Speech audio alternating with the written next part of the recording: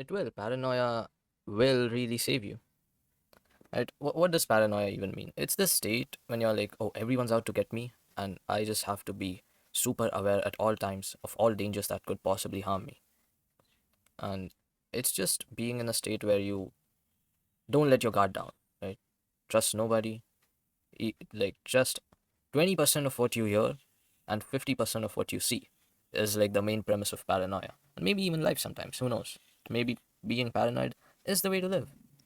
So recently in a video I talked about how in India there were 7 men who were killed by their wives who were cheating on them once they found out that she was. And this is the type of stuff you can't expect from anyone, right? One moment you're happy, life is going good, you're rich, just got married, and it's all seeming cool. Maybe your wife's gotten pregnant and you're expecting a baby. Next thing you know, you're just in your hotel room chilling, and then you find out, oh, my wife's just next door with someone. Let me go and check out what's happening.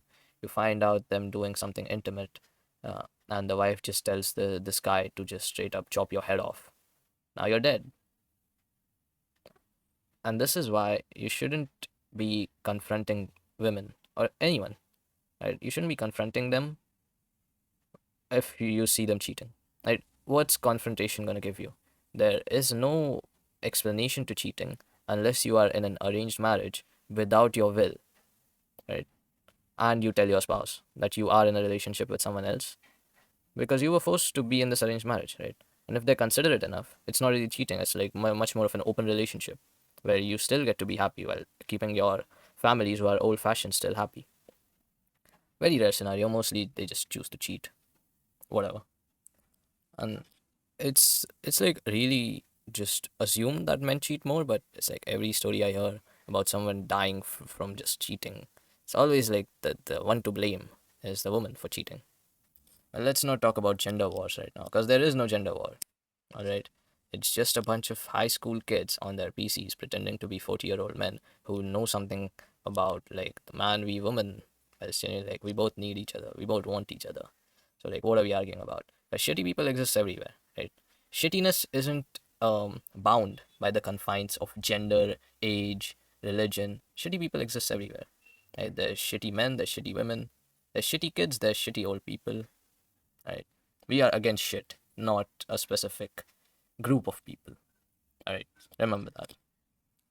And you need to be paranoid. It is a very dark reality which we have to face right now. But people will choose their happiness over what's best for everyone.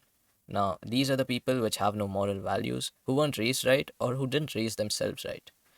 Because we always assume when someone is like a good person behaving well, that they were raised right by their parents. Maybe their parents didn't teach them anything. Maybe they use their parents as a means to see what not to do in life. Anyway, let's not go way too much off topic here. Paranoia will help you at times. And were you really paranoid if your paranoia helps you, if it works out, right? Because any moment you can die. Now, any moment for no particular fault of yours, you can be killed. Just remember that. Right? You can be killed, you can just slip and die. Oh, I'm just walking in my house. Oh, I spilled some tea earlier, which I forgot to clean up. Oops, accidentally stepped on it. My head just falls on a table. The glass breaks. The glass shattered, just goes inside my eyes. And then when I get up, I try to move around and I slip again. Smash the back of my head, I'm dead. Right? So you need to be paranoid, not just of people, but of even yourself, your mistakes, everything needs to be under deep consideration. And that's the only way that you can guarantee yourself survival. Because no matter how much safer the world has gotten, evil people still exist. They roam the planet free, right? And you can never know if someone is evil. You don't know if I'm evil or not, right? I can be saying all this stuff. I can have this whole YouTube channel dedicating to all the wisdom I've collected and shit. I can still be a piece of shit. You never know. You never know what someone is capable of, because you haven't been in their shoes. So don't provoke people. Right? Don't provoke someone, and don't start the fight. But always make sure that you have the ability to end the fight if required. And paranoia exactly that. I haven't really been training specifically to adhere myself to like street fights and shit. Because genuinely, I don't think you can. Like anything can happen in a street fight, but I want to be prepared, and I want you to be prepared for it as well. Because if something does break out, we don't want you to die, right? And you can die. It is very easy to kill someone, and it is very easy to be killed. Okay? No matter how advanced we think we are as a species, we are still weak as individuals, and you need to make sure that you are ready to face dangers, that you are capable, right? See, I saw this one Jordan Peterson clip where he was like, yeah, be a monster, but be in control of it. Now, I don't care that Jordan Peterson looks like a weakling. What he said makes sense. Because let's go a bit off topic here. Let's talk about, you know, restraint. Because restraint is a great part of paranoia. If you have paranoia without restraint, then you are insane. Right? You will be classified as an insane person. You need to be alert and aware, but not too eager to react to any of it. So, people will say they are loyal. Right? I say that I think I am a loyal person. Right? Of course, everyone wants to be loyal, faithful to their partner. But have you even been put in a situation where your loyalty has been tested? For example, let's say your spouse is at home and you're on a business trip and a girl hits on you and she is just way too touchy and pushy.